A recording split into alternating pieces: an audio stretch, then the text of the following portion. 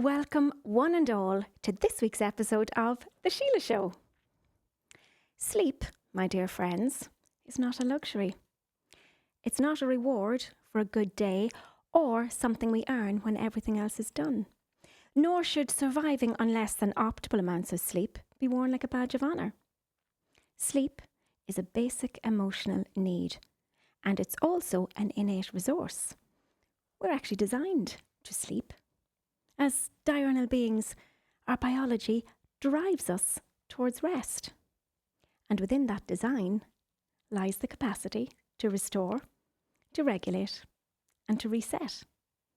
And whilst we've come a long way in understanding sleep in adults, from its impact on cognition, regulation, to building resilience, and to supporting the encoding and recall of information, both new and old, when it comes to babies, on the other hand, and young children, sleep can still feel uncertain, overwhelming, and at times completely out of reach. Because babies are not born with fully mature sleep systems, as if you didn't know. They arrive with the foundations, tiny circadian rhythms just beginning to form, a biological blueprint that requires time, support, and very gentle shaping. And in that space, the conversation shifts away from pressure and perfection and towards pattern, process, and predictability. That's a really important part. Away from rigid routines and towards responsive structures, systems that support the child whilst holding the parent. Which is exactly where today's guest comes in. Lucy Wolfe is one of Ireland's leading paediatric sleep consultants and the founder of Sleep Matters.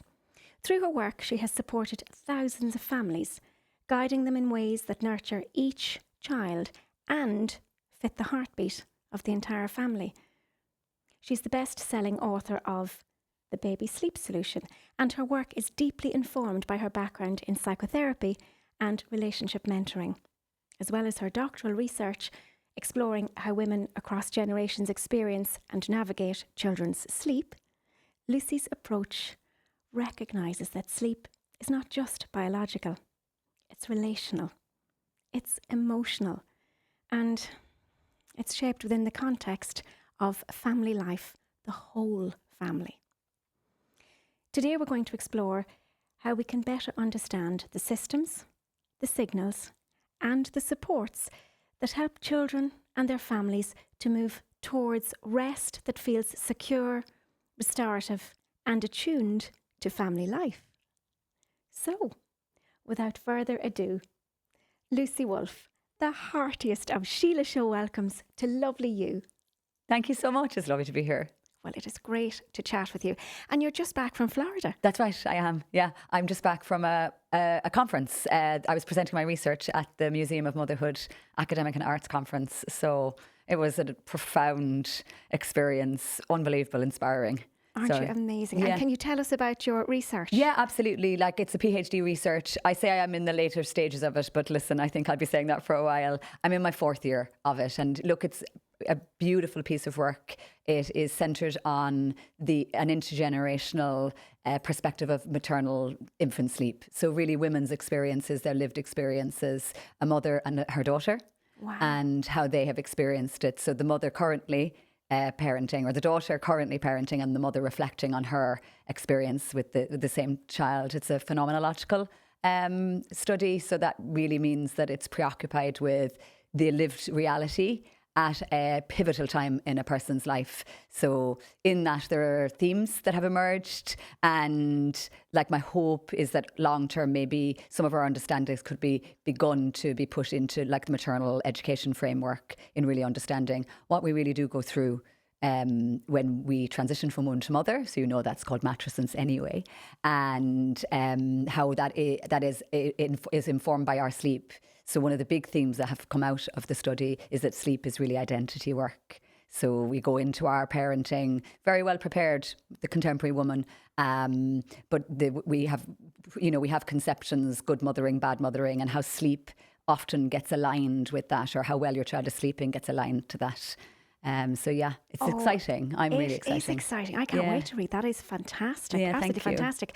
And do you feel we're very well prepared as young mothers? I think I suppose I'm working with parents day in, day out, and my research again emphasized that a lot of women are going into their mothering having done a lot of research, read a lot, been exposed to a lot, much more than, let's say, the mothers that have gone before them. But that preparation doesn't necessarily mean anything when you see the lived reality. And that's often the problem, that you have this idealized version based on your, these preconceptions, and then that gives way to the lived reality of it. And when there is that gap between the fantasy version and the actual version, that often makes mums feel like they're doing something wrong. They're unnecessarily overwhelmed. And again, just feeling like they're not enough. And that has such a massive impact on their whole mothering experience and the way they're experiencing it. So yes, there is preparation, but as we know, that often can lead to disappointment. It can, of course, because when you've read all of the books, I understand the position from which you come when you say that, yes, that there is so much more availability of information now. People are more prepared. And probably husbands nowadays and partners nowadays are more prepared. Completely, than in a previous generation. Yeah, and they're very involved. They're having discussions about who's going to do what. They're having those really deep, what you'd want for a couple in terms of decision making and role assignment and expectations around that. I think the bit that is unexpected is the actual experience, the birth trauma, the issues that come from early parenting, digestive issues, food allergies, sensitivities, things that we cannot necessarily appreciate until actually living it. And that's the nature of the lived reality, isn't it? That there's a gorgeous quote, and I do need to go back and cite them properly, but they say that we can't really, it just needs to unfold. So we can't really prepare the actuality of mothering, just needs to unfold in front of us. And I think even just parents understanding that maybe a little bit more would just really help them lean into the difficult levels that are relevant when you begin this completely new journey with this unique individual, and you're doing it at a time of massive psychological, spiritual transformation in and of yourself. Of course. And the dynamic of the family changes hugely with each child. It's not like entirely. You don't have a manual for number one, so it's kind of like your first pancake. It's going to be the messiest but the tastiest. You're quoting me. I say always a little bit weird. The first, honestly, but then you haven't learned the lessons that will carry you through the next time either, because every child that arrives. Exactly that. And again, I think just having those conversations, I've older children and so do you. And so in some ways you have the benefit of the hindsight, and we know that distance can make things a little bit rosier. But just understanding that I work with families and I might work with their third or fourth child, and then they think like, I should be able to do this because I've already had a few children. But I always say it doesn't matter what you've read, what you do for a living, how many children you've actually had. Specifically where sleep is concerned, sleep can destabilize. There are so many force factors that influence it. And we can extrapolate that out to all of our parenting, and that in some ways I have 4 children. So they've had a completely different mother in me because I've been evolving throughout that time, and I continue to do that. So I suppose we sort of laugh with the youngest guy that he's been very underparented compared to maybe the older children, but he's being shaped by the culture in our little household.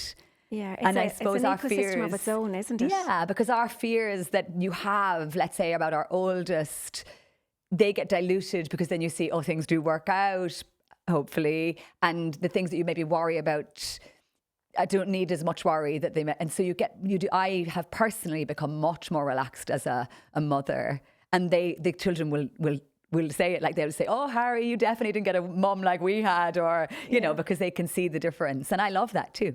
Yeah, I do too. Yeah. It's funny, when I was rearing my small children, I was their teacher, literally. So they came to school with me, and one of them spent a full year with me in Rangashay, and the other boy, I would have been teaching music in the class that he was in at a different point. There's 5 years and a day between the two boys. So, and then when they were in their teens, I retrained as a psychotherapist. So when you're pushing through adolescence, making all of those changes, and you're having your very natural pull from your parents and all of your relationship and growth and maturation things, the last thing you want is your mammy to be a therapist. So you've managed that mammy was your teacher and the teacher and the deputy principal. So you kind of need a therapist. She then becomes the therapist. So you're feeling really chaste. You know, saber-toothed tiger in real life here. Yeah. Then my eldest, this is the funniest part, goes on to be an actor. And what does Mammy decide to do in the 3rd chapter? She becomes an actor. Oh my goodness. We have the funniest stories, and he does interviews all the time and talks about the fact that no, he's still literally being breastfed, really, because she's still there. Great. But isn't it, I think that's so interesting that, you know, you're influencing them.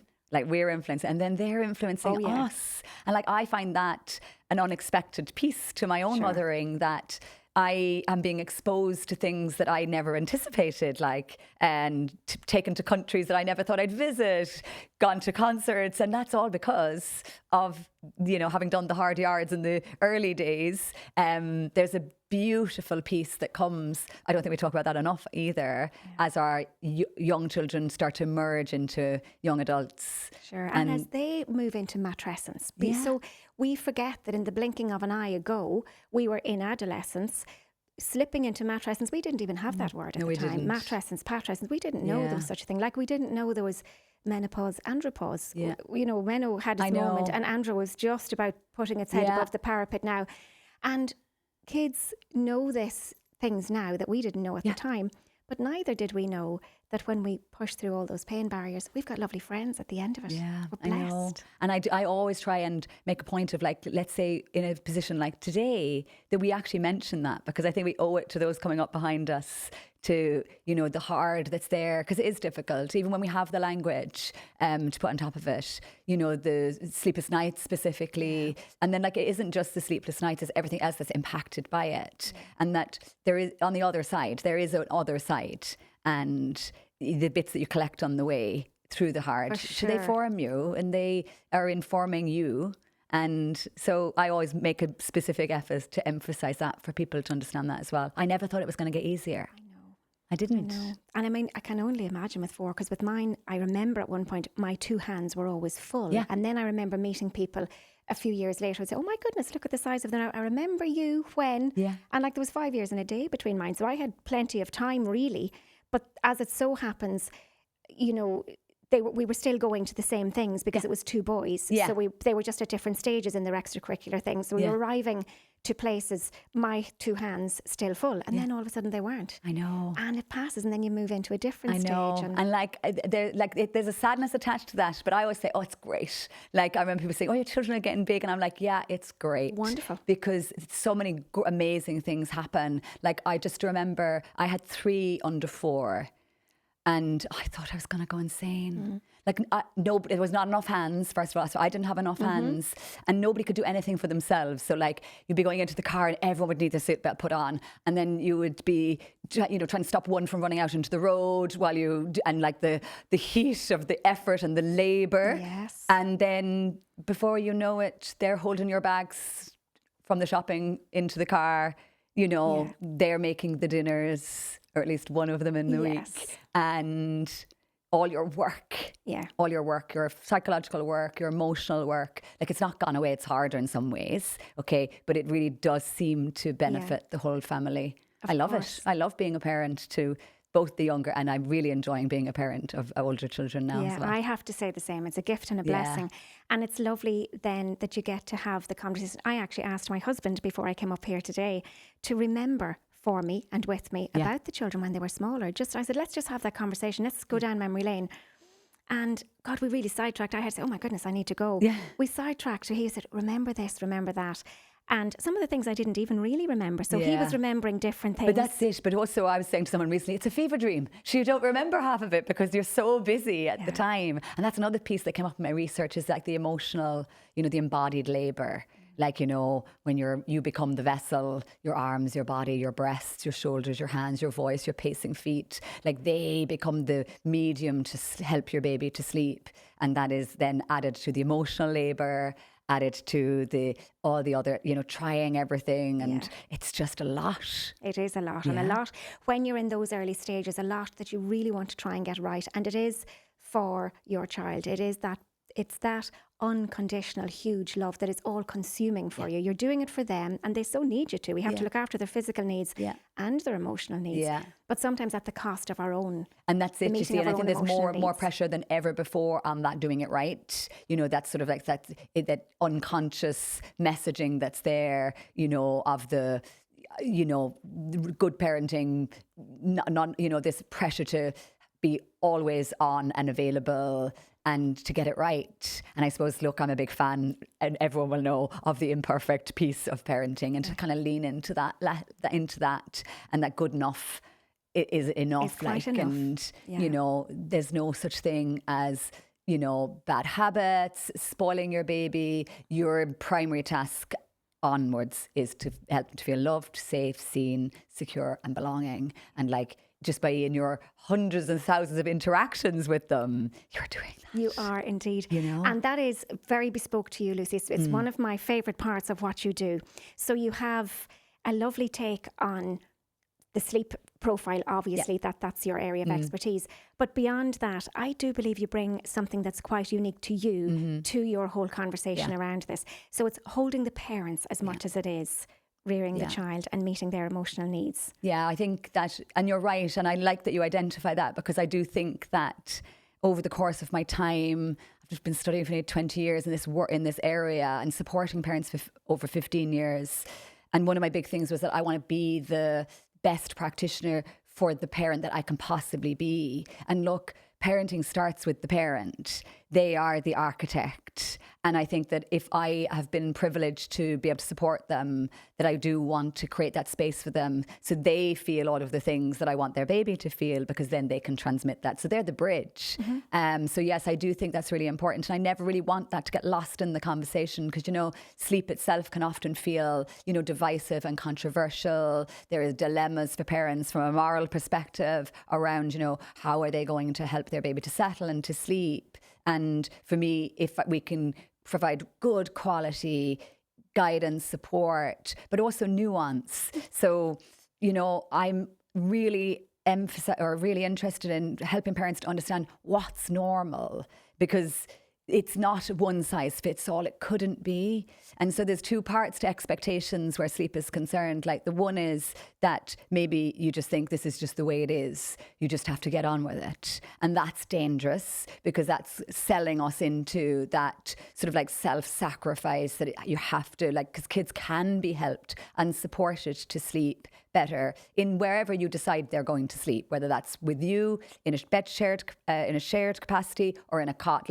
That's all decisions parents are helped to make. But also their expectation is that they want their baby to do things that they're not yet able to do developmentally. So I suppose I really think that's important to educate and inform parents about, babies are unlikely to sleep through the night, at 4, 5, 6 months, even night waking is normative, and understanding that kids need night feeding for much longer than maybe you think that they maybe do. Short naps are really normal under age 6 months, and there's loads of mixed messages around that. So I suppose I do try and put my head above the parapet around that. You do, and I noticed that if there would be sleep shaming for parents because of what's out there, perhaps by people with due respect who are maybe very trained in the area of sleep as a practitioner, but not in psychotherapy and psychology and, co-regulation and co-creation with parents.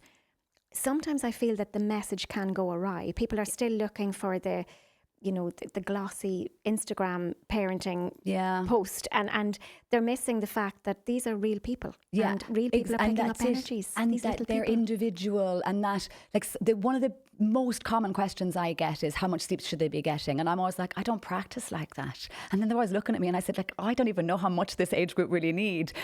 I can look at the research, of course, and that research is developed by consensus by a host of experts. But what does that really tell you about your individual child? It doesn't really tell you anything. anything. And I suppose there's huge variation. And I suppose that does come from my background in co-creational relationship mentoring. And like I have a master's in the psychotherapy of relationship mentoring. And I suppose that started with a higher diploma in parent mentoring and relationship studies.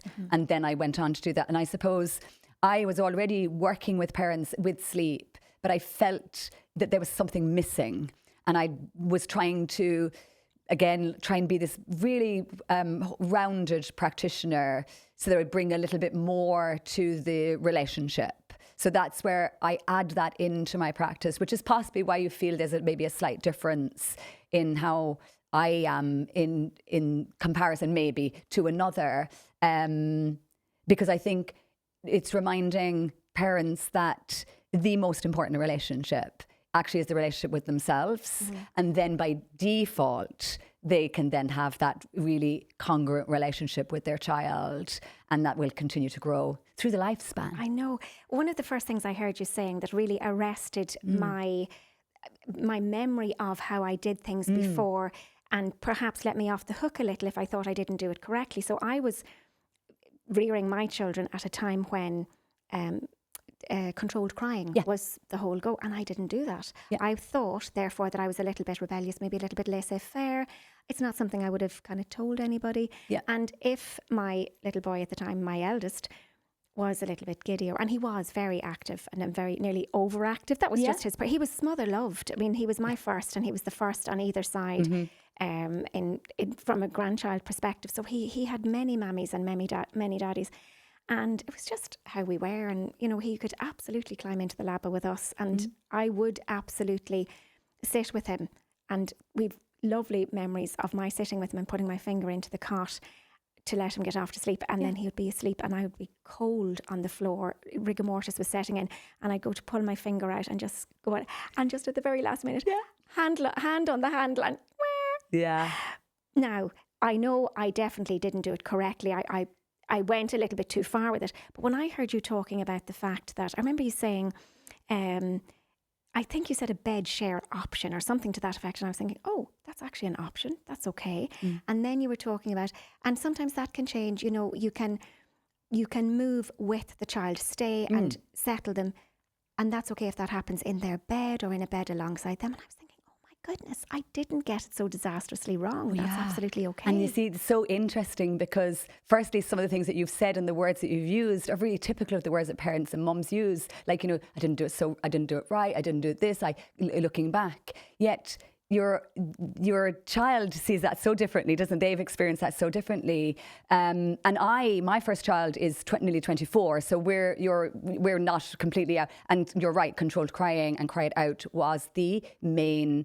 It was the only way, and that's again what started me on my journey, because that didn't chime for me. That I did want sleep to look better, but I didn't want to do it that way. And that kind of set me on this sort of journey towards exploration, education and training to begin to understand, are there ways that we could do this differently that meet the needs of everybody involved? So yes, I do think that the majority of parents that come to work with me mostly are looking to transition from maybe bed shared, planned or otherwise, to being maybe cot or more solitary sleep, as we call it, okay?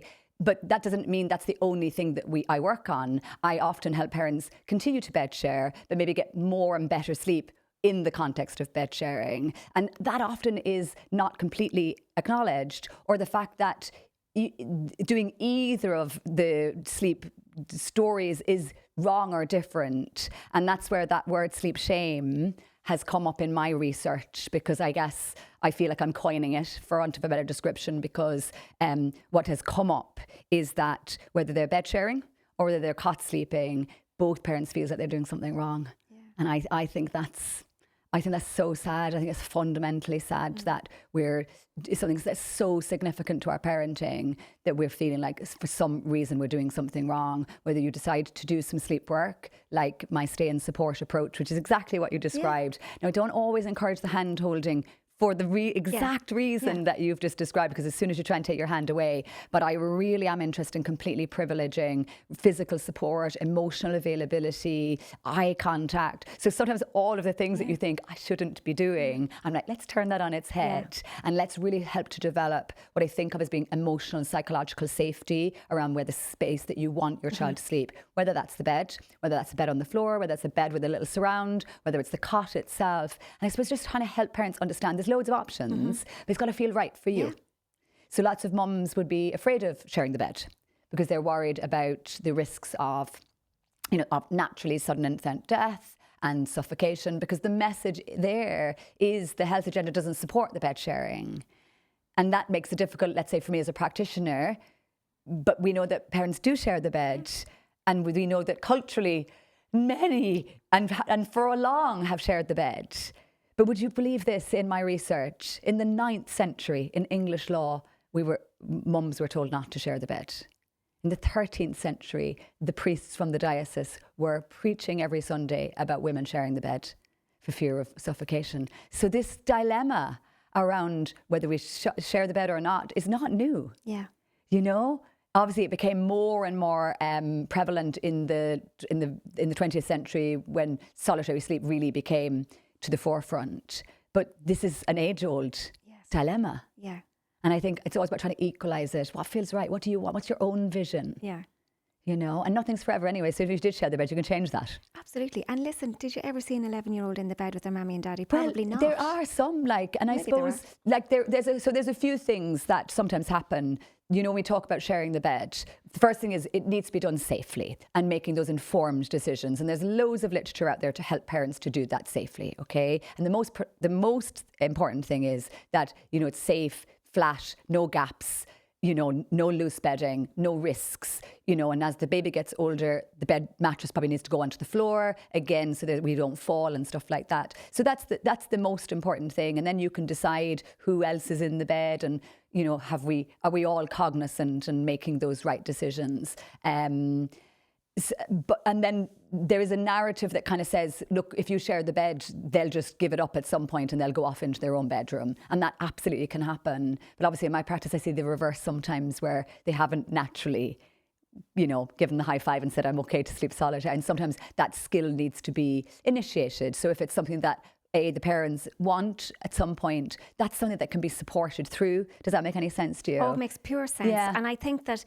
probably even listening to this, because I know certainly when I look to your resources, they're absolutely fabulous. Your book, you've got, so you have your book and then you also, what's the other? Yeah, so I have 2 books. I have the Baby Sleep Solution. So the books get turned into just the cover. The green cover is the first book. And then the other book is called All About the Baby Sleep Solution. And that's the blue book. Yes. And then I have online courses as well. Yes. And I suppose, firstly, the reason I wrote the books was because I had been working in the sleep world for about 5 or 6 years.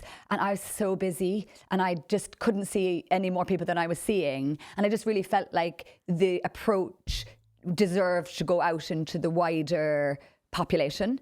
And so that was the genesis of writing the book, so that in some ways it was like, if you can't get to see me from a time or even budget, then the book is a great way of being able to get some solid quality evidence-based information and begin to make your own changes. Yeah. So and the first book is nearly 10 years old. Can you believe that, right? So then I noticed things were changing just in the way that people were consuming information. And obviously, realistically, if you're tired, sleep deprived, fragmented sleep, it's hard to read a book. It's hard to take in that information. So then 5 years ago, I developed a series of sleep courses so that it was video.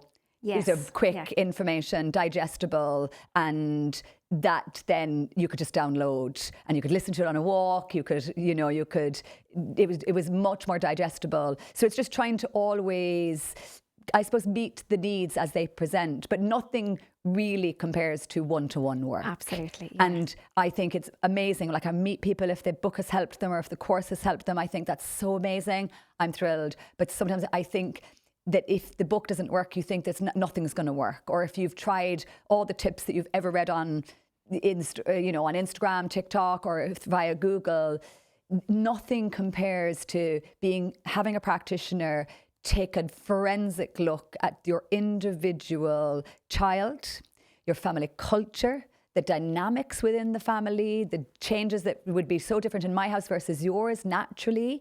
And that is where one-to-one work comes in. And I guess I always kind of say to people, because what they often say at the end is, I wish I'd come to you sooner. So I always say, look, when you come, it's right. When you arrive here, that was the absolute right thing. And so don't ever look back. Yeah. You came when it was right.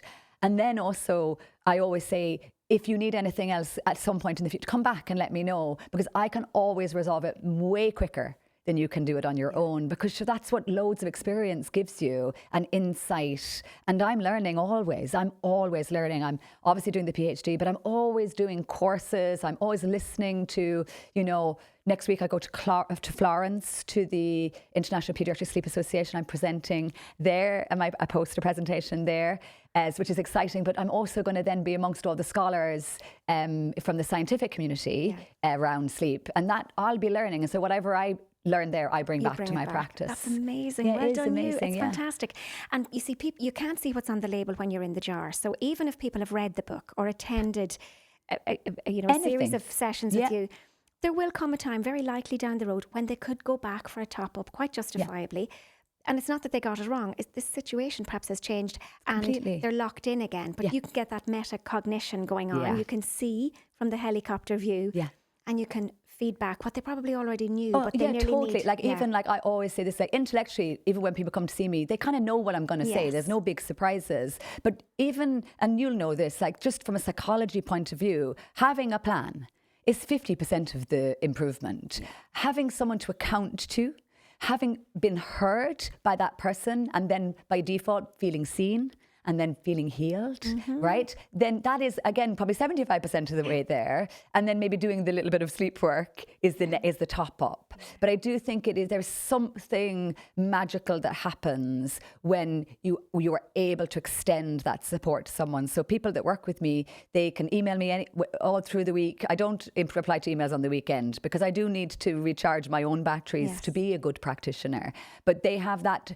You'd never get that from any other, you wouldn't get that from your doctor. You couldn't email your doctor here and there. So, and I'm not comparing myself to a doctor, but my point is they get that email support, and then we do weekly follow-up. So we're together again. Mostly it's all by Zoom, and they have a really comprehensive plan to follow in the first place. But the point is that they're supported through it until they say they feel they've reached their goals. So it isn't finite, as in it runs its course. Some parents will be happy to go on their own after 2 weeks. Some will be needing me for 8 weeks. And that, again, just shows the difference. Yeah. And again, none of that represents good or bad, right or wrong. Absolutely. It just means that I know that. Yeah, it's the same in my own practice.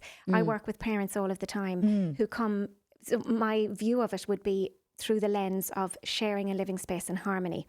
But sleep comes up. Sleep comes up from the point of view of the adults, the adult children, the small children, whatever. It's the same stuff coming into my clinic. Yeah. And we filter it out through different funnels, if you like. Yeah. But effectively, it's all about just people feeling seen, heard and valued. Maybe mommy and daddy arrive to a session to do some couples therapy. And in that space, they realise, well, so-and-so hasn't been sleeping and you haven't been showing up. And what we really hear is, well, mommy's exhausted. So before we do anything else, we have to make sure that mommy can get some sleep, some downtime, recharge her batteries, get some variety into her life. Yeah. And then retrospectively, in some ways, the sleep issue rectifies itself because children are picking up energy. Well, this is the thing. And I suppose I love the description of your practice, because when we look at sleep, where I talk about levers, so the biology, of the sleep, the family dynamics, the attachment style, the nervous system arousal. So we're kind of checking out and then we look at the rhythm and flow.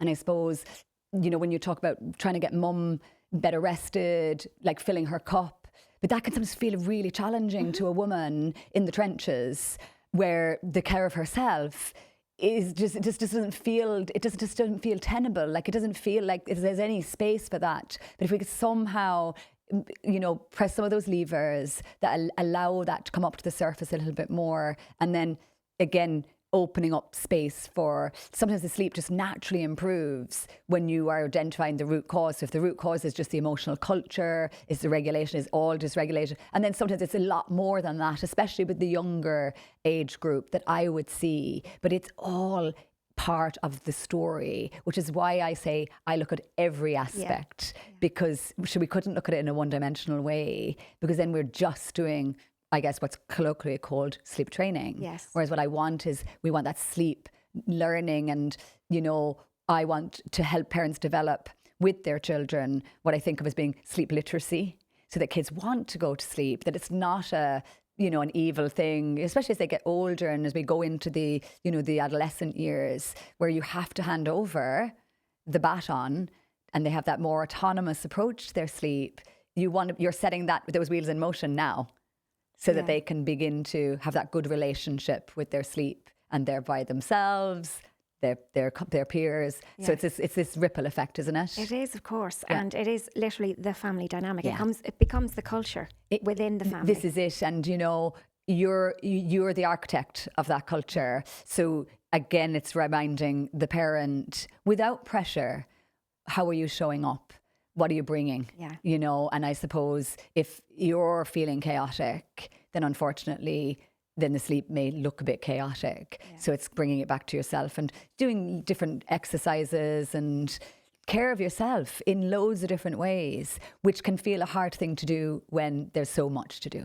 Absolutely, because Mammy will always try and have the house looking like a Kitlin's eye and the children all turned out well, and, you know, show up as she can for everybody else, have dinner. And I know it's very old-fashioned to say it, but we are still trying to hit those targets. Yeah, and you see, there's your society, there's your expectations. And then we know from research that the distressed mother becomes overly preoccupied in meeting the needs of the young child. So we could say that sleep deprivation is a stress. And so there we have the distress. And then, of course, naturally, I think as women, as mothers, we are preoccupied with the care of the child. But that, you know, it's the women first, putting on your air mask first so that you can care for the young child. But it's hard to do. And I'm very, very conscious of that when we talk about, you know, women taking better care and making more space for themselves, because that can feel like another job. It can, because there's such an element of, there's such a notion of 50-50, work hard, play hard, and nobody gets 50-50. No. If we were looking for 50-50, our marriages wouldn't work. Correct. And our jobs wouldn't work. Yeah.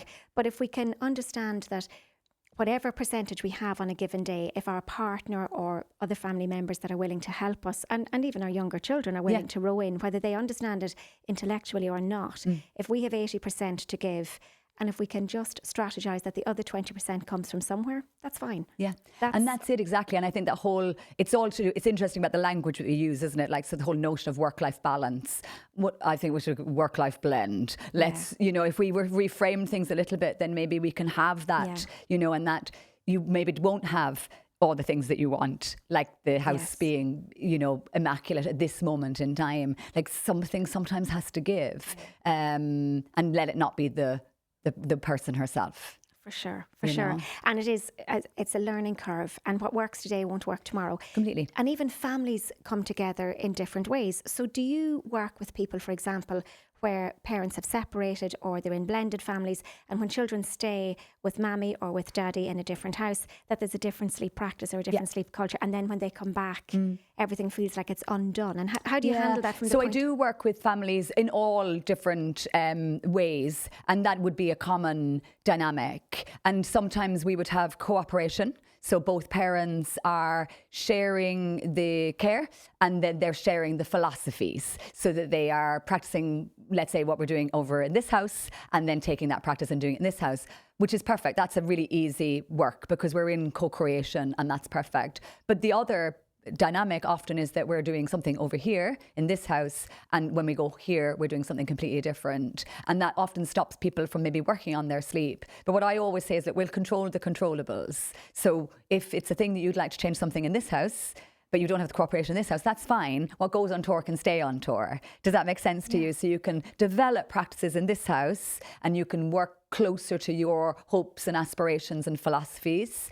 And then your child can go and be with the other caregiver. And then when they come home, we go business as usual. And although can be an element of disruption, mostly I feel once we're creating those patterns and the reliability, even though it's different, I think that's generally enough. It is. And there's a new trend or tendency nowadays, I'm just hearing it as it comes into my practice, to nesting. Have you heard love that? it. Yeah. I think it's lovely. And I did say to my husband, if we ever split up, I think that's what we would do. Because I love the idea that the children, their own lives are not. So it's the parents that move around. And the kids stay at home. It feels quite avant-garde, and it requires a great cooperation. Huge. It requires, but I think that, you know, when you're parenting and shared parenting, you might have to. You have to be creative. You may have to be, and I suppose again, not everyone can do that. And I suppose, but I do like it as a concept, because I suppose at the core that what we're doing then is continue to privilege the child, and that they don't have to keep packing a bag every Friday night or every second, whatever arrangements that are in place. So I do like that. I can never remember the name of it. I always think the word cuckoo, but I know it's to do with a bird, but nesting. Yes, exactly. The other thing I find as well is that very often when parenting issues come to me, and sleep will always be at the core of those, sometimes what I'm really seeing is that, and I'm referencing here where people have separated and the children are having to go from house to house. And of course, the story that might arrive to me is a story of distress around the fact that all of my good work is undone, perhaps is what's being shared with me. And really what I'll find is that mammy or daddy is just still very disgruntled and upset about the separation. And there could be maybe a new partner in the other house, and there's an element of jealousy, envy, rage, you know, all of the things that are natural and normal. And really we end up then putting down the whole issue about the child or the sleep arrangements to have a look at, how are you doing?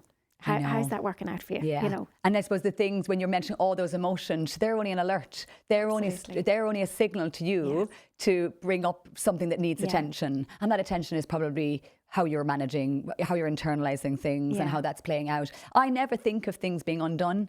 Like, I never think of sleep. Like, parents often say, like, I work with them. Mostly I work for about a month with parents, because I feel that is a good length of time. I don't believe there's any 3-day solutions. I don't think there's any quick fixes. When I do things quickly, I'm always delighted. However, realistically, it often takes me that length of time to establish something, to let it grow, and remembering that sleep is impacted by lots of other things, like the family dynamics and emotions that we're talking about. There are also like sickness, teething, you know, all those things, and developmental milestones. So they're all affecting sleep. So that's a lot of force factors. But at the end of the time, parents often say, you know, can we go on holidays? Can we have a weekend away? Can we do some naps on the go? And I'm like, yes, do all those things. Nothing's undone.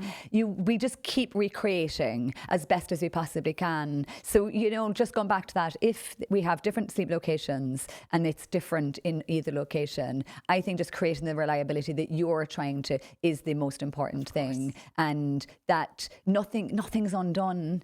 And also nothing's irreversible. So for example, if you have shared a bed for 3 years and now you don't want to share the bed, you can change that in a really loving way. Similarly, if you are ready to go from a cot to a big bed, that can be, you know, because we do that all the time. We do that and we don't think there's anything about that. Does that make any sense to you?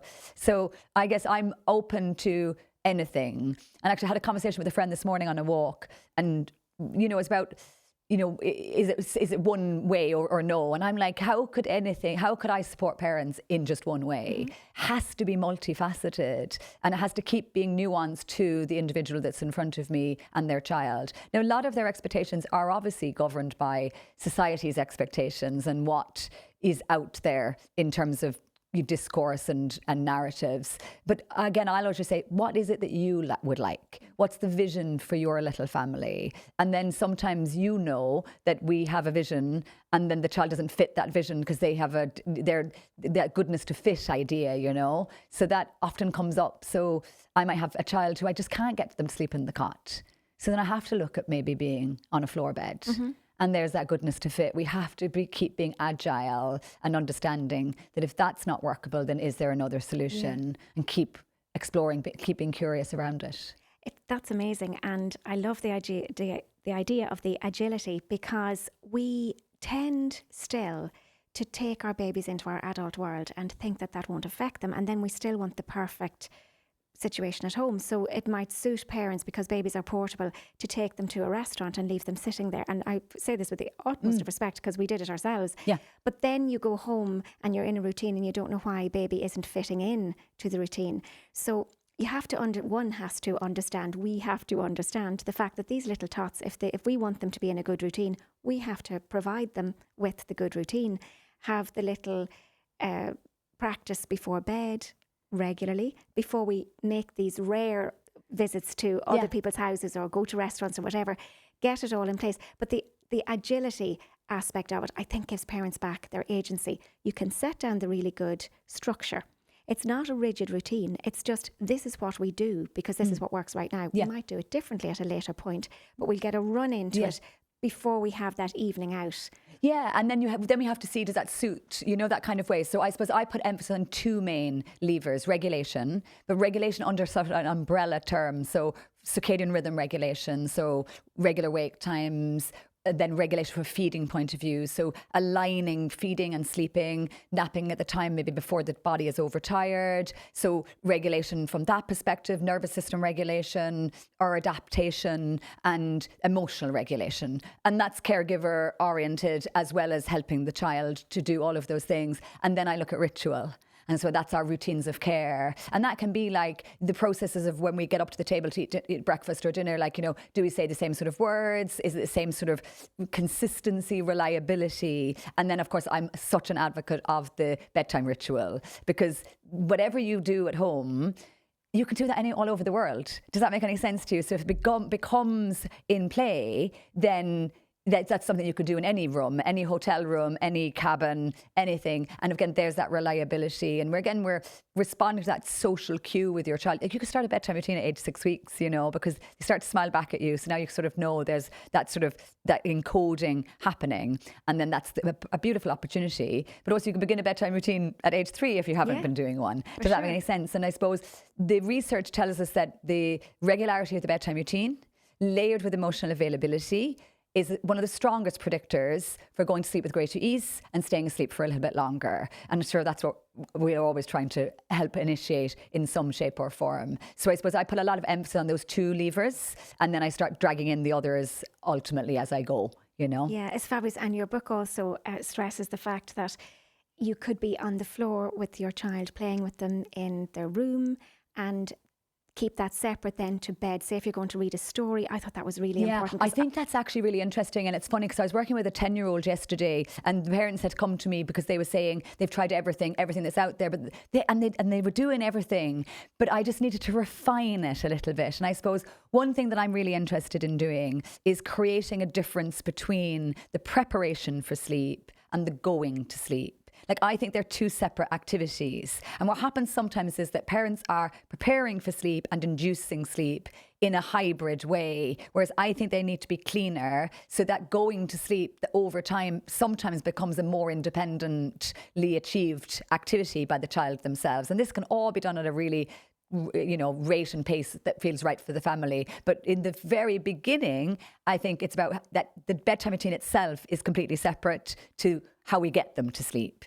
And so I developed, this is not that new, this is not that old in my practice, what I call a floor-based bedtime routine, and the reason for it was that I was struggling with a few cases. And you do learn, don't you? In practice, you learn, oh, that didn't work, that will work better. And I was struggling with a particular case, and I just couldn't get it to work. Yet it looked perfect on paper, and I just couldn't understand it. But as I dug and I dug and I dug, what was happening is they were doing the bedtime routine, and they're walking around the room. As they're walking around the room, the baby was getting sleepy. So actually she was going fairly asleep in the parents' arms and then being transferred asleep, almost asleep. So it looked like they were doing what I asked them to do, but the child was really sleepy going into the cot. Now, what do we know? We have an idea that if children are transferred to their cot already asleep, they're 2 to 3 times more likely to wake than their counterparts that may go into the cot already awake. And that was a perfect example of that. And so I was thinking, how am I going to make sure that doesn't happen again? Because it cost us a lot of time and effort on everyone's part to try and figure it out. So then I thought, if I do it on the floor, so I'm never going to walk around the room, I'm still going to prioritize comfort, physical contact, eye contact, engagement. And I suppose I have various views around what a bedtime routine should encompass. So I suppose I think that I think, firstly, it needs to be in the bedroom they're going to sleep in, so centralised to the bedroom. Secondly, that it would happen in a dimly lit environment, so lamplight. And again, that's for your melatonin, secretion.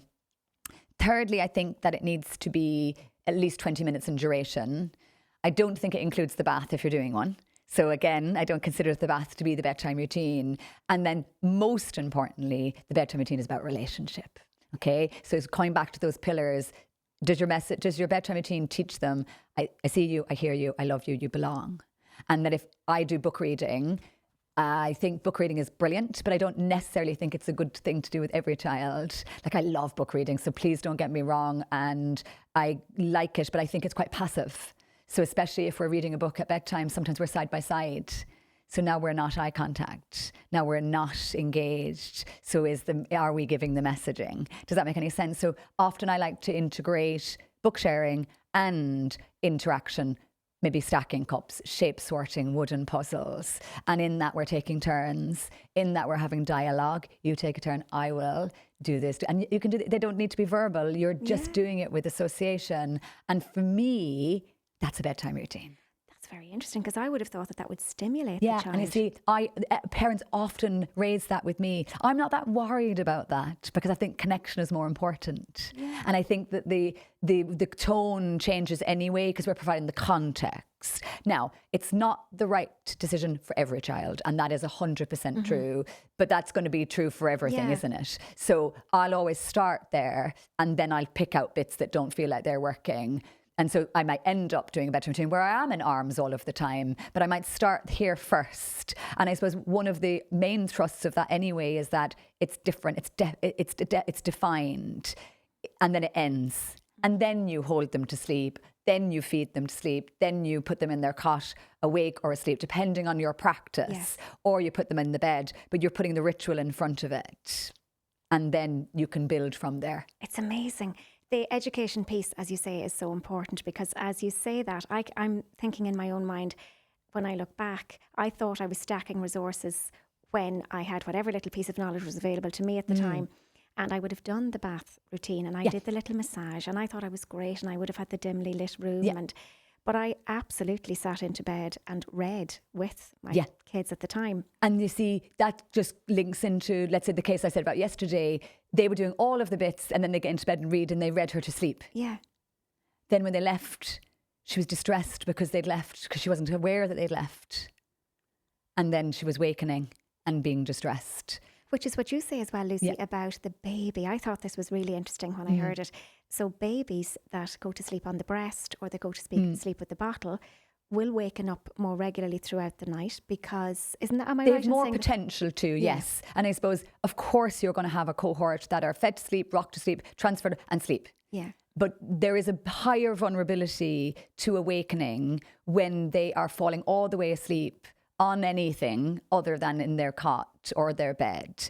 Because what happens is, when the brain goes to sleep, it's going to register all of the conditions under which it's gone to sleep. So it's like a safety check. The brain is going to go, okay, check, check, check, check, check, perfect. However, when you transfer them to their space, the brain stays asleep.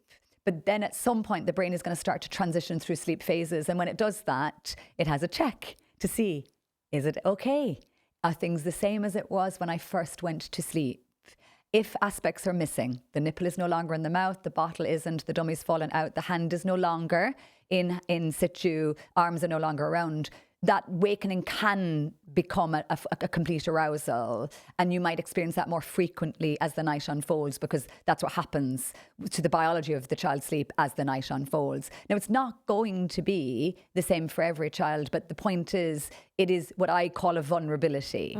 So before we ever address that vulnerability, I probably address all the other aspects first. And then if I can improve sleep by doing all the regulation and doing all of the ritual, I don't need to look at that bit. Yeah. If I do that and I've spent a week or two and the night waking is still as prolific as maybe it's been, and it's outside of the age profile, does that make sense to you? So just being real, we're not talking here about waking once or twice a night. We're talking normally about waking 6, 8, 10, 12, 20 times a night. Does that make sense to you? And when that doesn't reduce from the first two levers, then we start to maybe look at more independent style sleep. And that's working towards having the child go into their sleep space more awake than asleep, and then supporting them. And that's where my approach comes into play. It does, and it's fabulous, and it makes such sense. I can play it almost like a mind movie in my own head. Great. Here. So as people are listening, I'm sure it's going to be so helpful. So basically, we're and napping is important, and napping even up until a couple of hours before you put them down, and all of this. Yeah, like, so I suppose the nap piece, naps have their own, their own sort of format. Every sleep segment, that's how I've broken sleep into segments: bedtime segment, overnight segment, early morning segment, nap segment, and mid-nap. And the reason I've broken into segments is to kind of demonstrate that each segment exists in its own right. Okay? So even if you have an independent sleeper at bedtime, if they don't have that skill in the overnight, you may still experience nighttime waking. So the segments influence each other, but they also live independently of each other. Naps are rooted in the child's biology. Most children will nap until closer to age 3, and there'll be huge variation in that. We'll see children not napping at 2, and we'll see children napping at 5. So there's that difference, that individuality. I guess I'm interested in helping create the balance. I'm not overly interested in saying kids should have X amount of sleep during the day or this much sleep, which I think is a massive undermining influence. Like this whole notion of 2-hour naps. Obviously, if your baby naps for 2 hours, amazing. But most children won't do that. Does that make any sense to you? So when I talk about naps, especially under 1 year of age, if you get one nap of about 40 minutes, and if you get one nap of an hour plus in duration, you're doing brilliantly. But that's not what's out there. That's not the message that's out there. And I suppose sometimes I think I sound like I'm being complacent or not trying to. But I suppose if you get a nap of an hour and 10 minutes, an hour and 20 minutes, which is very normal, that's 2 sleep cycles stuck together. It's a great nap. Mm-hmm. But somehow parents think that's not good enough. They say, oh, it's only an hour. I'm like, an hour is amazing. And I suppose I'm interested in balance. So rather than counting up hours of sleep, I'm interested in balance between sleep. And I identify that there are some balances that work better than others. So for example, having parity between nap 1 and nap 2, so equal to each other, rather than nap 1 being bigger than nap 2, or indeed having naps, that first nap really long and the rest of the day quite lean. You might have enough sleep in totals, but your child is still maybe overtired come bedtime because the quality of the sleep as the day has unfolded has not been what it needs to be. Okay, so I put emphasis on that, and I suppose I'm really interested in having this first and the second nap either equal or the second one being better than. So I would balance things out, and our understanding is that the second naps that happen later in the day have a better quality attached to them in terms of the property of sleep, less active, more deep and restoring. And then obviously I'm interested in balance in so much as not too big of an awake time before bedtime, which often feels counterintuitive, right? So you often think like they should be really tired going to bed and then they're going to sleep. But sleep doesn't really work like that, because when we're really tired, the body has the stress response. So the nervous system arousal, and that's that cortisol adrenaline, which means going to sleep is harder and or harder to maintain. Yeah. So I suppose I do put a lot of emphasis on having a relatively small awake time between the last nap and bedtime per child age. So for example, at 9 months, I would look at maybe just 3 to 4 hours of awake time. And then as they get older, it gets a little bit bigger. But if you have a child who's not sleeping terribly well, I'd always go on the lower end of the scale, because I'm always trying to dilute their stress response, their overtired dynamic, their fatigue. Isn't it amazing to be in the company of somebody lovely like you and hear this? Because that will emancipate so many parents from, I think, a prison of guilt, thinking they're getting it wrong. Yeah. So the children that are taken out in the car for a drive to get them off to sleep, when in fact they're probably just overtired. If we did it slightly differently. This is it. And also, like, there's different narratives about on-the-go sleep, car sleep, buggy sleep, cot sleep. And I probably bought into this narrative a long time ago that, on-the-go sleep, there's a sort of term that's called junk sleep. Cot sleep is better, or solitary sleep in the same location in the dark is considered a better quality of sleep. And that probably does prove out. There's a little bit of evidence to kind of show us that sleep on the go seems to create some sort of tension. The child necessarily isn't relaxed in the sleep, so then that impairs the quality. But honestly, I'm like, all sleep counts. Like if you get the nap and if that happens, it's just when it stops working for you. So if you feel like you can't go in the car for every nap, or if you can't walk for every nap in the buggy, that's when you can say, what can you do differently? And then that's where I guess someone like me comes in to say, well, here's maybe the order of change that would work very well. And when I talk about order of change, like I think if you're going to hope for independent cot sleep by day, you probably need to stimulate it at bedtime, because otherwise you're asking too much in the day. So again, I'm interested in the order of how we change things.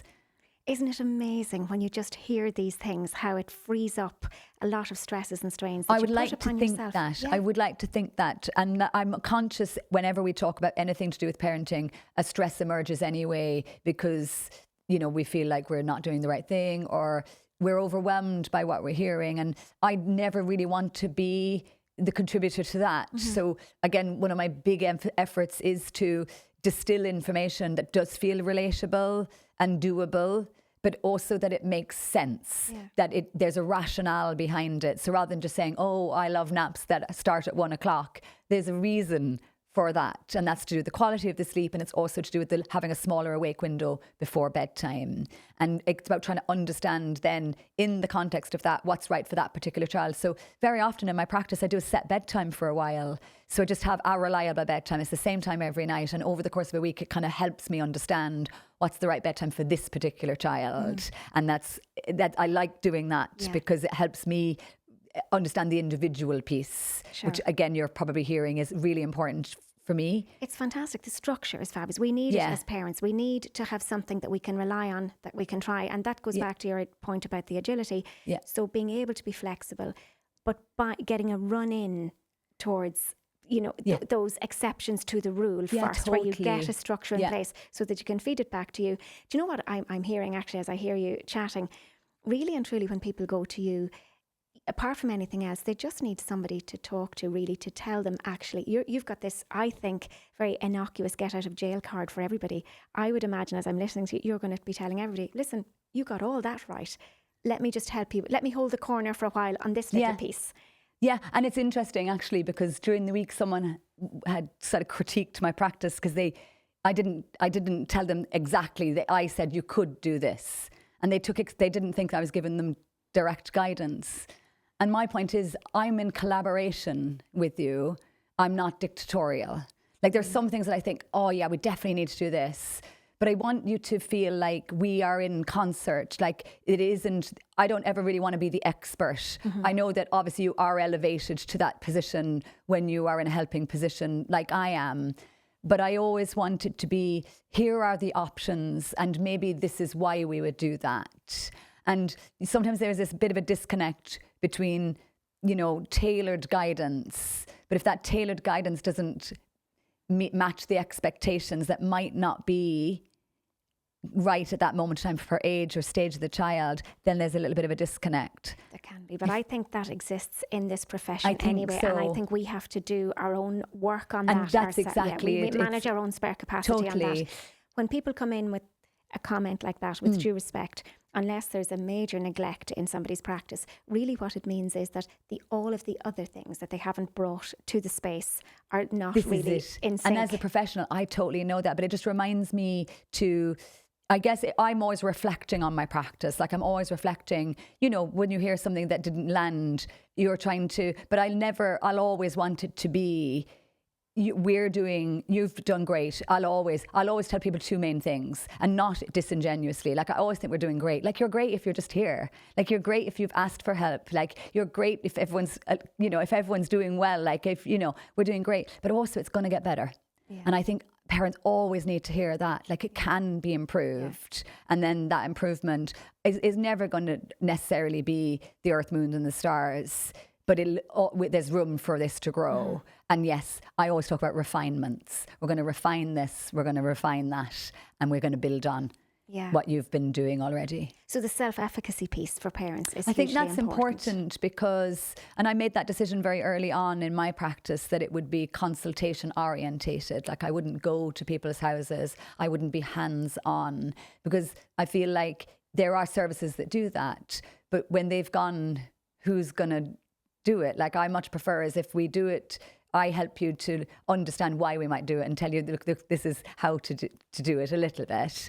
And then you action it and then we review it. You're learning something that you can keep doing, you know, because sleep has a way of mutating. You know, those things we mentioned earlier, teething, sickness, they all impact sleep. So you can get to a stage where maybe you're doing a bedtime routine, putting them into their cot and walking away, and they're happy for you to do that. And then they could get sick and then you're not able to do that anymore. But then you return to the approach to help hold it together. So then when the sickness passes, the good sleep can come back up to the surface. So I suppose I feel like you're being helped to support yourself in the future. Sure. As well as in the current dilemma. Yeah, the longevity hack. Yeah. So the work that you've done may have to change in its presentation, but the skills that you learned are adaptable into the next phase. Yeah, exactly that. And I suppose I like that whole idea of endeavouring to future-proof things, acknowledging that there's obviously things change, and of course that they do, but then you have maybe a set of skills that you didn't have before that you can keep applying and modifying, and we're back to that agility again. For sure. Yeah. I think that's key. Tell me this, do you ever find that you have to refer people to other services? So when you maybe have a consultation with somebody and you're looking at the sleep profile and you're doing your due diligence into relations within the home and the ecosystem that they are, bespoke to themselves, etc. And then as you work it out and maybe a few weeks in realise, gosh, I'm not so sure, is there a sickness here? Is there a medical issue here? So sometimes children with epilepsy who are not sleeping, but maybe mommy and daddy haven't realised that yet. So nocturnal seizures or petit mal, grand mal happening. So have you ever encountered that? Obviously I have come across pretty much everything and anything. Like I even had a little girl one time and the sleep was, it was difficult, and she ended up being diagnosed with a cancer, you know, which things just weren't unfolding properly. So, but when I firstly start to work with a parent, they fill out a big long document that's got very specific questions in it that firstly try and help me identify if there is anything underlying in the first instance. So I suppose the most common underlying issues in general would be digestive issues like food sensitivities, intolerances, and sometimes parents will know about them or they won't. Does that make sense? So I ask specific questions. Then specifically from a sleep perspective, like sleep apnea, sleep disordered breathing. So again, there are some questions that I ask in my notes to begin to understand that. And of course, in the notes, I'm beginning to understand the family dynamic, expectations, associations, you know, what they're doing, what they hope to do, and that sort of thing. And so I already am briefed before we meet. And then absolutely, I would have cases where they're just not going in the right direction. Everyone's doing everything that they're meant to do, and the improvement just isn't emerging. And at that point, then I might need to refer back to a GP or out to an ENT, like all, you know, or to an allergist. So I'm fairly adept at being able to do that. But also I am fairly transparent at the beginning to say that I am going to look at this from a behavioural perspective with these other aspects added to it. But if you do everything and it's not coming together, it just might indicate something else is going on. But the co-creation of the relationship, I feel like we have that relationship already. So I might say, look, I'm going to send you off too. And then when you've done that, I'm going to come back to me and we'll finish what we started. Like I've had some very strange cases where I had a case with someone and again, it wasn't going the way. And I was, you know, we need to go and and afterwards she ended up having a really huge digestive issues. And the parents came back to say, thank you, because we never would have ask the questions. And it's like, obviously, I'm not able to see everything and understand everything, but I do think that I'm pretty good at saying, even like when you have a case that's not going very well and it's been going okay, I might say, look, can you just get a GP review? And then we'd have an ear infection by the end of the week, because you kind of know that if we do this, this and this isn't going to be immediate, but this is going to start to come. And then when that doesn't transfer, then something else maybe is holding it back. Deficiencies, iron, vitamin D, so those aspects, again, they're all unseens. I normally start with, I'll do my bit because I can see loads of things that I can do. And if that doesn't come, then we'll go and we'll. Sure. And then obviously I often feel like maybe if a mum or dad is more distressed than I can hold, I often would refer out to relevant practitioners to get support. Or, sometimes I might have to speak to the mum to say, look, I think the dad needs, or vice versa. And I'm always very cognizant of my scope of practice, but also I'm very aware of being let in. And then if there's more supports that are needed, I will always try and put them in place. Yeah, it's really important. I think sometimes people come secretly knowing what they really need, but not having the confidence to bring that to the room. And they're so grateful when a suggestion is made that actually speaks to something that was their own deeper concern. I think as well, I often would say, look, I hope it's okay to say this. And it's the way that you frame it. I don't get it right all the time. Like, oh my God, there's probably people listening saying, well, that's not our experience. But I do my best in that instance. And I suppose, like, let's say a couple of weeks ago, I had a family that I was working with and we began to work together and it just wasn't coming together. And I just didn't think the child was ready. So even though the parents really wanted to change it, I actually felt we needed to put it on pause. And they agreed. Like, when we had the open conversation, and I think that's to do with communication, isn't it? And that this isn't all about results. There's something in that as well, though, Lucy, about just following your gut, your intuition, apart even from, I'm sure, your practice and as you were performing within your scope of practice. You might have just felt that the relationship wasn't right, even with the parents with whom you were dealing. I think sometimes we feel that. Yeah, I think that can happen. And I think that can be difficult as well.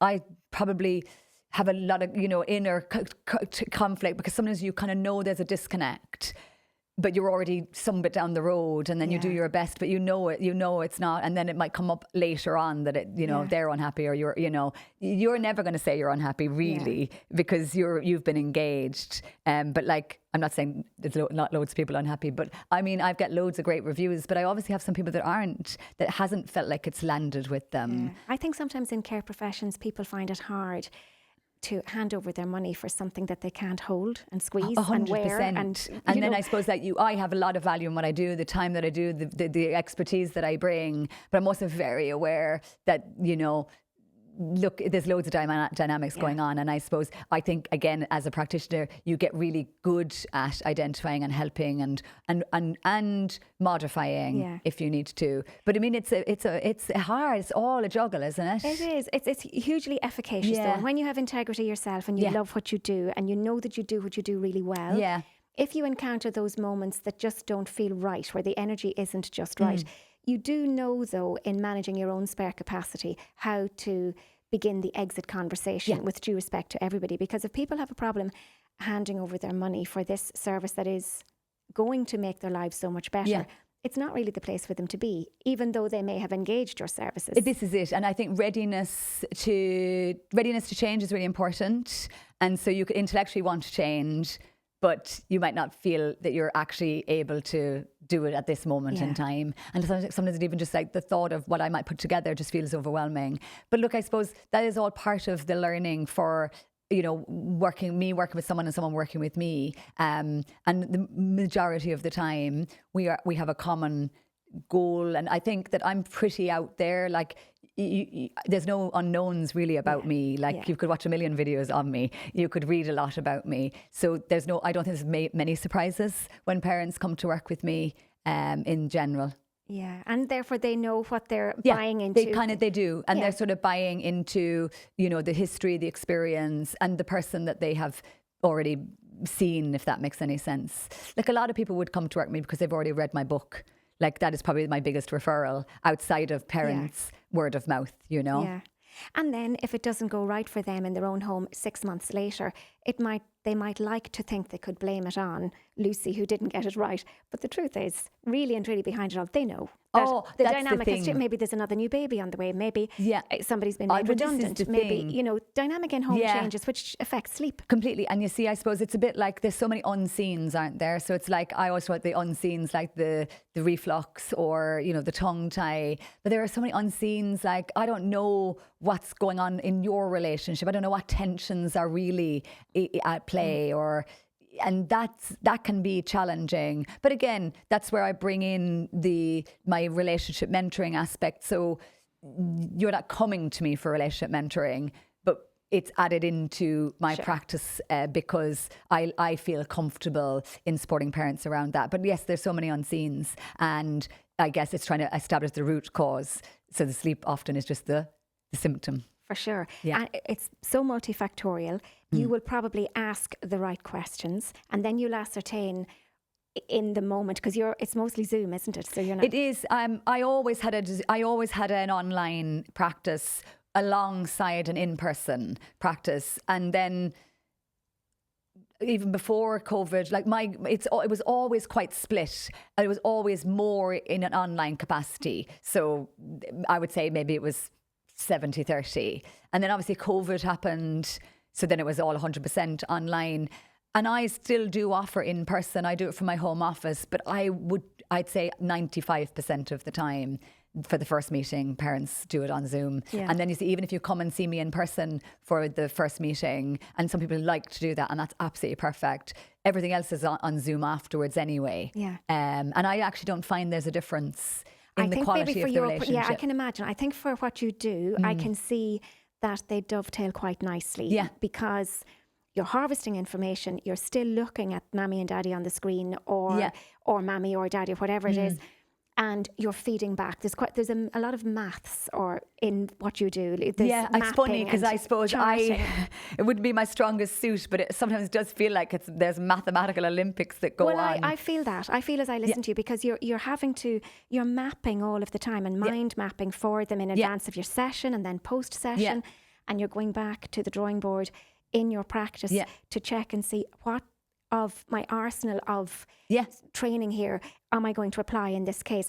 It would be very different for me. Now, I can still do Zooms, and they're relatively efficacious, but it's more trauma-informed life coaching that I would do on Zoom.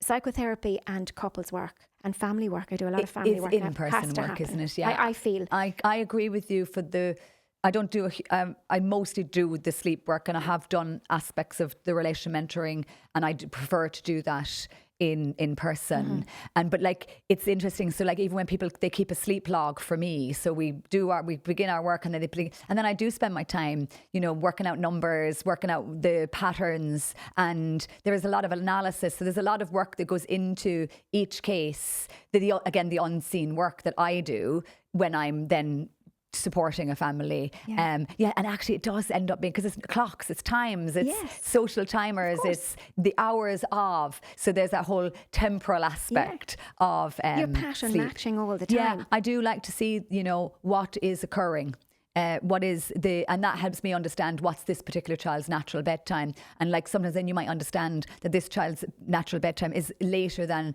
it's general cohort, but then that's really interesting for information for later on, so that they might drop their nap sooner than their peers. So I like to be able to tell parents that, so that they can begin to understand their child in their individuality, and that their own specific sleep profile. For sure. So whilst sleep is not a luxury, it's a basic emotional need, going to somebody lovely like you to get some guidance with the whole sleep profile within the dynamic of your home is a luxury. It is. But it's not something that you're going to be investing in forever. It's just a short-term intervention, probably if you buy into it completely and get the family to buy in, insofar as they can, dependent on their age, etc. Certainly from the point of feeding the knowledge back in without saying where it came from into the family and making the changes. It will have I kind of say effect. Cost per wear. I totally absolutely agree. But it is a privilege, and I suppose it's a bit the same with therapy, isn't it? That it is a bit of a privilege, because it's budget dependent, and it is. But then people don't come looking for it if they can't afford it. Yes. We have to really. That's the believe, beloved, belong part of what we do as well. We've got to believe in our own practice, believe in our wealth of knowledge and our experience, and people pick up on that. Absolutely. And I was in a parenting group recently, and they were saying like, what would help? And I just said, well, look, in the early weeks, like, if you've got the budget, like, outsource, like, get in, buy out, once they turn teenagers, oh my God, you are spending money on runners that you never will, like, your money doesn't go anywhere. Like, you buy 2 tickets to go and see a show, and I suppose that's coming your way. Does that make any sense? And I think, oh my goodness, to invest in your sleep and to support a family to get better sleep, cost per wear. Absolutely. And we're talking, you're putting in scaffolding that will serve you. And oh my goodness, when we go into adolescent sleep, like, it is such a minefield. You're being confronted by so many more unseens and so many more uncontrollables. Honestly, plug the money in wherever you can, because as you say, at a later point, there's no accounting for all of the places it needs to go. Yeah. A new model has happened for me in my practice. It's interesting. I'm really interested as I see it happening. And different cultures, different decades, different times have a malaise du jour of sorts. And it's quite common, I think, in different clinics to see the same type of things coming in and out of your door at given times in life. So, I don't know, did I mention this to you when we were chatting before? But I'm now going to houses of families where children are in their teens. Did we chat about this? Oh no, I know who I was talking to about it earlier on. So I was asked by a mammy who came to see me a while ago. She was coming for her therapy. It was very necessary for a really important time. As you say, you just invest for a few sessions to just understand yourself. Where are you in the world? You could be perimenopausal.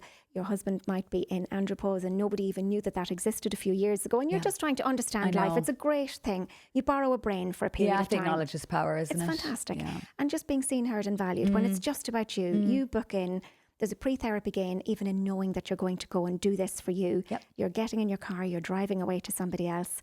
And yeah, it's all lovely. The environment is different, and then it's all about you. That is so important in the space. But as we worked through a few other things emerged, a bit like the cork in water. You know, you're keeping things down for so long, and then you get into this lovely space and you're learning about you. You feel so much lighter and brighter and happier because you're expressing things that perhaps were in your shadow for a while. So there's great work happening. And I was doing some inner child work with this mammy. And as I mentioned to her, I had asked her to bring a picture of herself from when she was just a little girl along with her, and she did. And I said, would you look at that wee girl, how, would you speak to that wee girl in any nasty way? Would you be critical, etc.? And I said, well, in relation to the work that we were doing, that's what you had been doing. And she got really upset. So I thought we were in the space and she was in the moment, and we were about to burst through the glass ceiling of this inner child work. And she felt so bad for one of her children and for her particular relationship with one of her children. And so we ended up going on a totally different tangent, and there were a few sessions followed in relation to that. And then she asked me, would I visit the home on a given day and just be as invisible as possible? Now, this is hilarious. There's nothing invisible about a psychotherapist on tour. But we dressed it up. There were teenagers and there was a younger child. So a child who was maybe 4th or 5th in primary school, and teenagers in secondary school. And I was to just be there. And I was the Nanny McPhee kind of thing. I was to just be there, make an assessment and feedback to Mammy and Daddy. So the teenagers were going to need some feedback from me directly, if they were open to it. And then Mammy and Daddy, etc. And it was so hugely efficacious. Now, I didn't even know how it was going to go myself. I hadn't got a price plan for this. I wasn't sure, was it something I wanted to get into? Didn't know that I wanted to set a precedent for that kind of work, because sounds really real. It was phenomenal. I've gone back to my own supervisor with the information. I'm going to conference in Birmingham in a few weeks, and I'm going to be speaking to a group of people there about this, how this has gone for me. And there may be programs built within the college that I trained in based around this now, because once I experienced it in my practice, here and there in different peer groups, I'm hearing back, oh, I've done a version of that. I've done a version of that. And we just hadn't fed into a central space. What are you calling it? No idea yet. It's like an ethnographic therapy, isn't it? It's a little bit like the systemic family practice, which I'm not trained in specifically, happening in real time. Yeah. It's a little bit just like the bird's eye view. And that when you're on the ground, you see energies sync. Yeah. So what syncs links. So you can very genuinely be there. And again, as we said earlier, you can't see what's on the label when you're in the jar. When you're there and you can feed back to parents, this is what I think I saw. This is what I think I heard. How does that land? They begin to rejig and begin to fix their own family dynamic themselves. Amazing. It is so powerful. Just phenomenal. And I'm doing a lot of that now. Are you? Honestly. So that's what I was coming back to that point with you. The future is human. It's lovely to be in Zoom. It's lovely to do Zoom room repair work. And some practices in this space work really well there. And then the architecture of work life is changing everywhere anyway. I know. But in a way, when you look at that, that's kind of reverting back to what we would have done way before. Like we all think we're, post-digital disruption now. And really, we might be reverting back in a lot of ways. Sounds very interesting. The human factor. Sounds very powerful what you're doing there. I can see myself, and I'm not blowing wind in my own horn when I say this now by any stretch, but I'm being very human when I say, and speaking of what you do as well, bottom line is everything is about relationship. It is. You can make all the money in the world. You can build the biggest business. You can go back to college 10 times, bootstrap on as many qualifications as you like, and you're great. That's what you do. But what are you passionate about? Family. Yeah. Relationship. Yeah. Peace.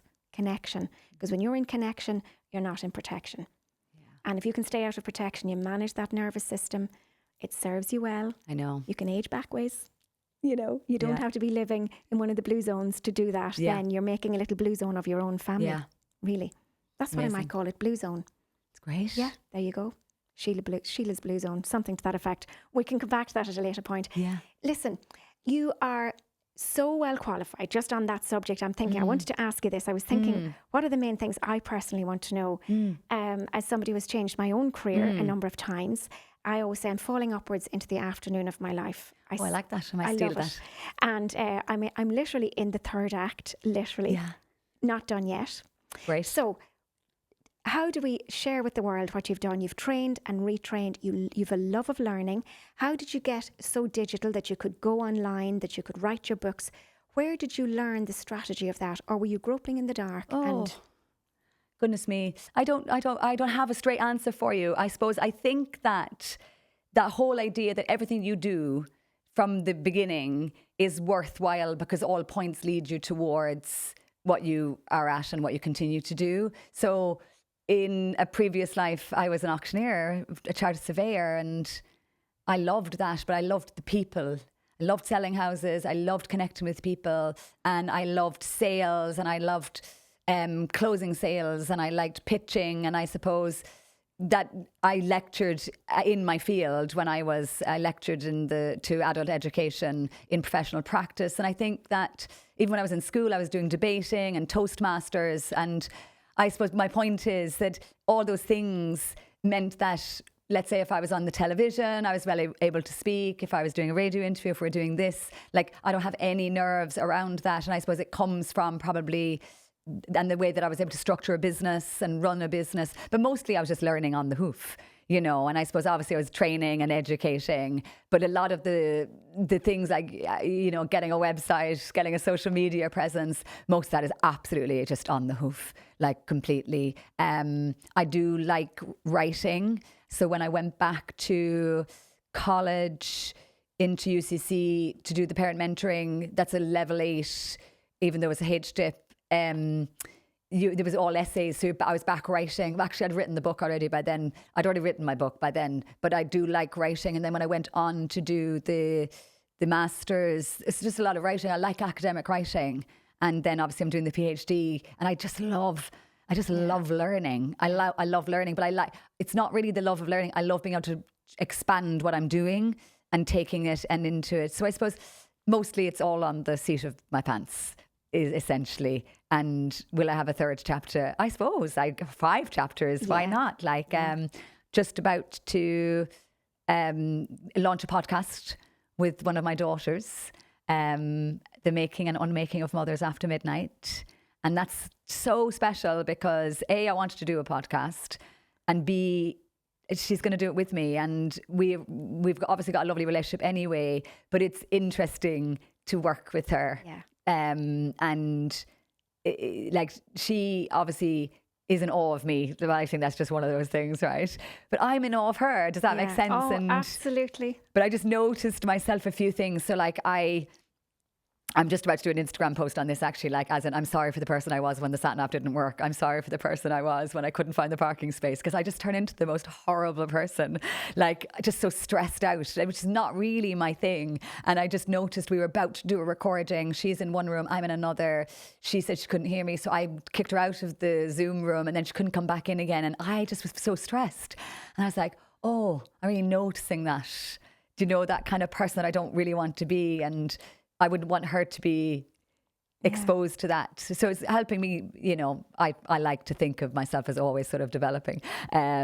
So I guess, who knows? Dancing with the Stars. I'll do anything. Like, who ask me anything. Oh my goodness, you heard it first on the Síle show. No, I'm not. But I mean, if they asked me to, I would do it. Like, my point is that I just like exploring things, and like I'm excited to work with Ellen on the podcast, and then who knows what that will lead to for her and for me. She's about to start a master's in journalism, so yeah, it's good. It's nice to be. It is fantastic. It's just stunning, actually, to hear it. The pitch that you speak at, and the excitement. All of that is a longevity hack. That's Blue Zone as well. Just loving what you do, living to love what you do. Yeah. Work is not a 4-letter word. It's what it's innocuously interwoven into your life. But I'm not letting you push past the Dancing with the Stars piece.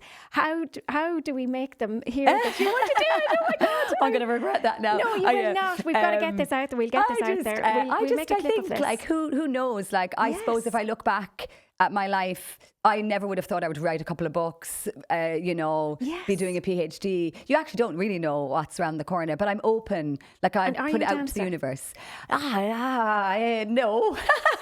But that would be good to watch, wouldn't it? Yeah. I did dancing when I was little. Like, I did ballroom dancing when I was oh my God, scratch this from the... No, we are not taking this out. This is my favourite. This is going to be a clip. I think the reason I said it is that Ellen and my daughter, I've got another daughter, Eden, they always said, like, you should do Dancing with the Stars. And I'm like, but no one has asked me to do Dancing with the Stars, but plus I can't dance. But I think they would love that. Like, that would be fun, like, wouldn't it? Yes. And I suppose, I guess my main point is, I open things up to the universe, because who knows, like, you know, ask the question and maybe it will come something. Oh, I'm open to anything.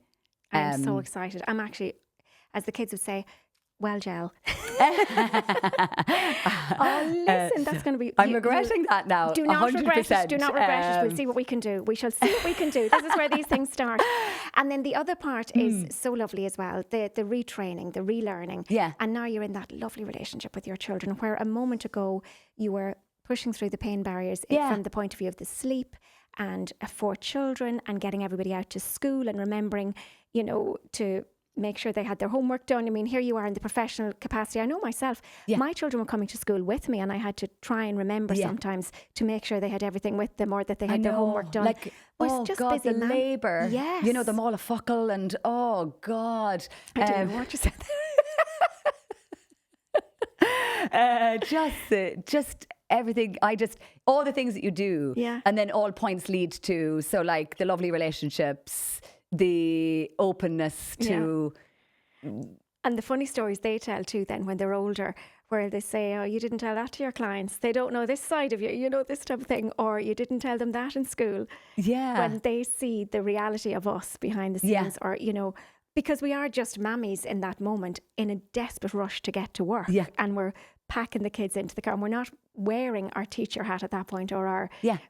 whatever. What were you doing when they were younger? What was your... Well, I've been doing this for 15 plus years. Yeah. So for mostly they say that for their childhood, this is what I was doing. Yes. Like the eldest is 23. Yeah. And then, but I was auctioneering. But like, I remember at one point, they didn't think I had a job, because you were just always with them. Does that make any sense to you? And but yeah, for the most part, this is what they've known. And I suppose just because of the nature of the work that I've done, I brought them with me a lot. So they've come to a lot of things, and they've grown up, let's say, at the baby fair, and they've come to lots of talks that I've done. And over time, they've become the helper. The girls always come with me if I'm doing events. They always hand out leaflets. They always talk to the parents, you know. Isn't it fabulous? It's an apprenticeship, really. My own were the same. They would have come to the Gaeltacht with me. I would have been teaching in the Gaeltacht every year, and they came. It was just the vernacular in our home, and it was just the way we lived. They didn't know anything else. Yeah, and that's it. And like, I just remember, like, the kids, like, they'd bring the books into school when you, like, World Book Day. I think one of the kids went as himself because he said he was named in the book. And, you know, I just think it's nice. I like, it's a privilege, isn't it? Like, it's a privilege to be their parent, and also now it's a privilege to watch them, you know, go towards their own goals, and not to feel, you know, a pressure to be a certain way or to do things a certain way. Like, I really didn't want them. I don't want them. Like lots of people say they're coming into the business with me, but they're not. They're forging their own trails.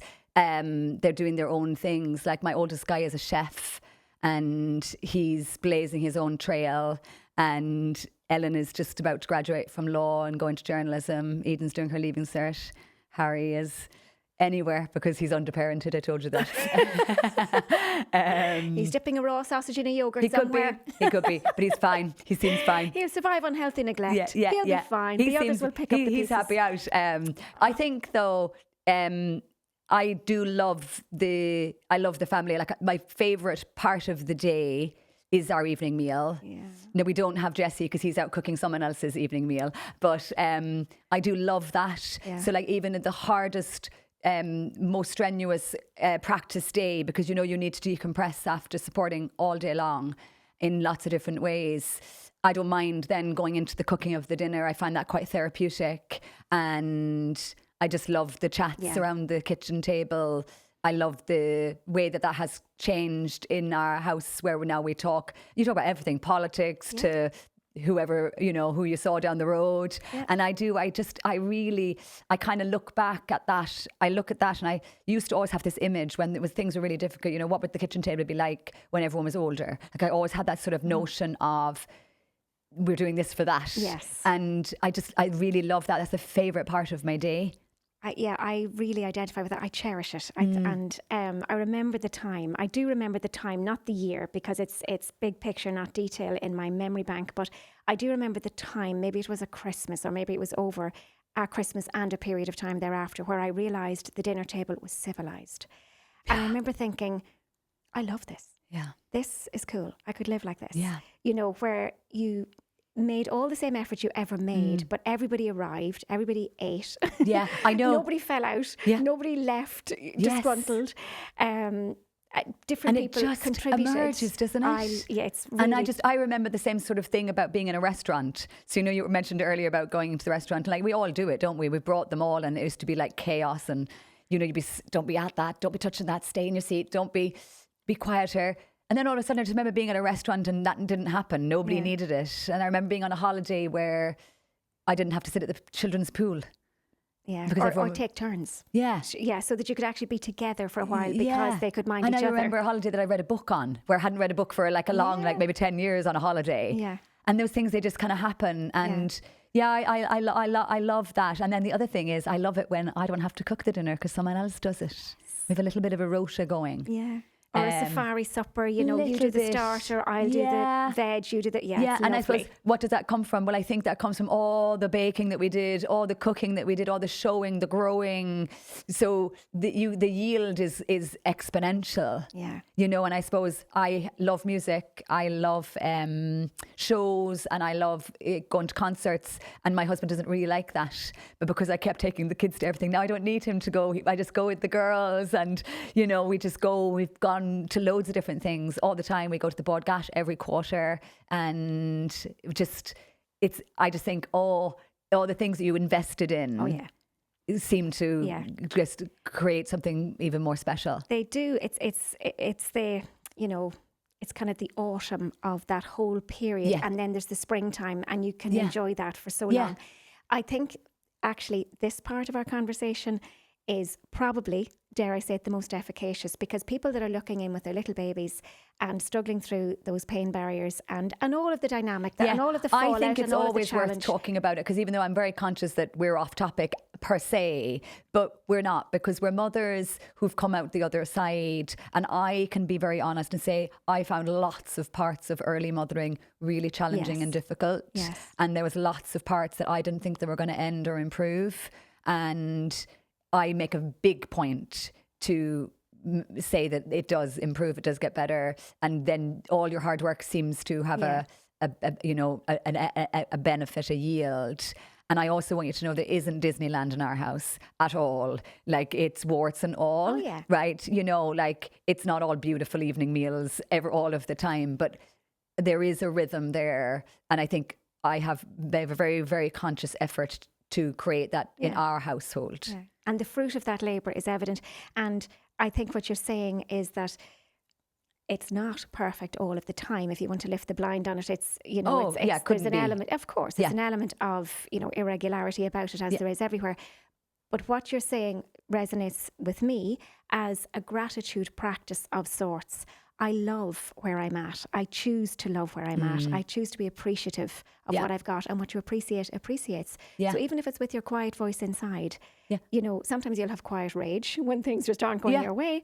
And sometimes with your quiet voice inside, you're just walking around clocking it and realising, I've made this, I've done this, I've contributed to this. Yeah. It's never one. I think that's really important. And I think the imperfection of it is also important to know, because it couldn't possibly be perfect. But it's good enough, and it feels like I love my life. When I first met you earlier today, you said you really love your life, and like, I love my life too. And I said it radiated from you. Absolutely does. And I just think that we're modeling, right, to our own children, but also to the people that we're in contact with, like the people who we're supporting.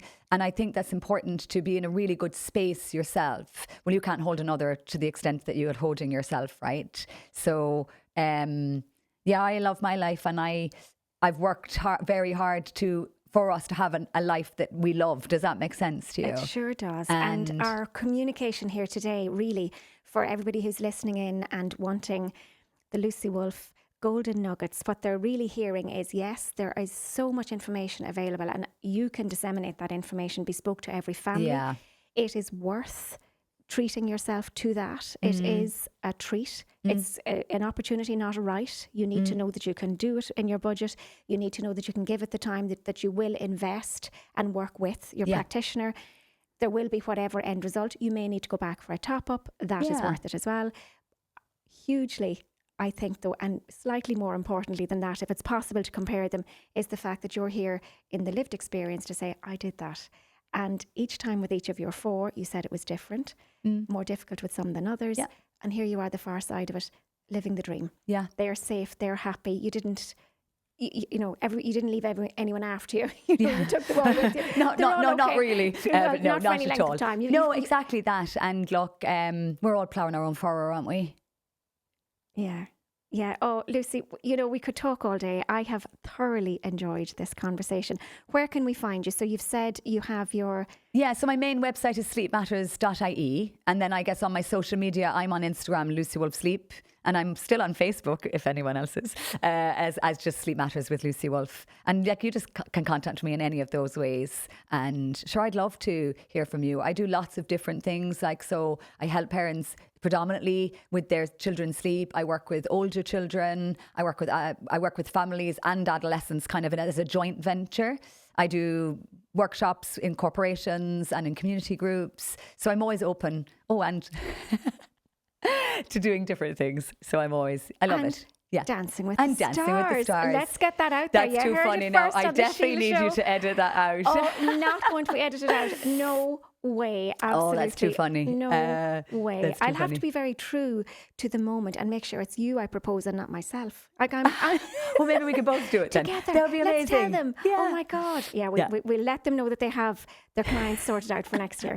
Lucy, it was an absolute pleasure. You're a joy to chat with. Thanks and you very are, much. as your children have pointed out, very funny. You've loads of comedy in there. The world mightn't always see it. They'll see it on your podcast with your daughter, I'm sure. Yeah, hopefully. Yeah, that's nice. Well, it's been an absolute joy. Gur míle maigat. And there you have it. Sleep in babies is not merely a biological phenomenon. It shapes the architecture of family life. When a newborn awakens, the ripple extends to adults and siblings, altering their cognition, their emotional regulation, and daily routines. Sleep is systemic, interwoven with the rhythms and resilience of the entire household. Sleep is a fundamental emotional need, as we discussed today, as critical to our mental and relational health as it is to our physical survival. During REM sleep, the brain functions as an overnight therapist. Fragments of experience are relayed, processed, and brought to resolution so that we can awaken coherent and prepared for the next day. It's during these cycles that memory consolidation occurs.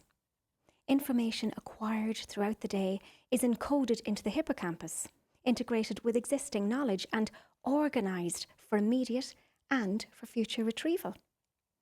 Sleep also enhances resilience, creativity, and emotional balance, and supports physiological repair.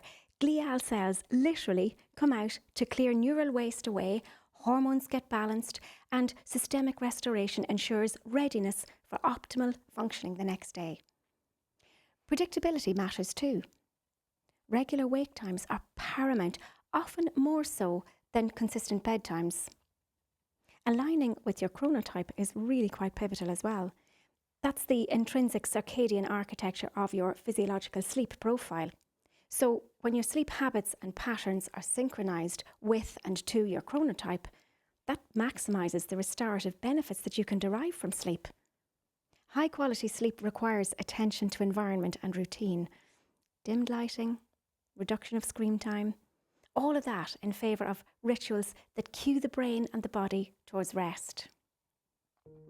And so, dear listeners, your task for this week is to engage with your sleep differently. Honour it as an emotional and cognitive necessity, not merely a physical pause. Give it respect and structure your day so that the restful, restorative sleep becomes the crowning achievement of the life you led from dawn to dusk. In this context, we can perhaps appreciate what Shakespeare so eloquently observed in Macbeth. Sleep that knits up the ravelled sleeves of care, the death of each day's life, sore labour's bath, balm of hurt minds, great nature's second course, chief nourisher in life's feast. And so it is.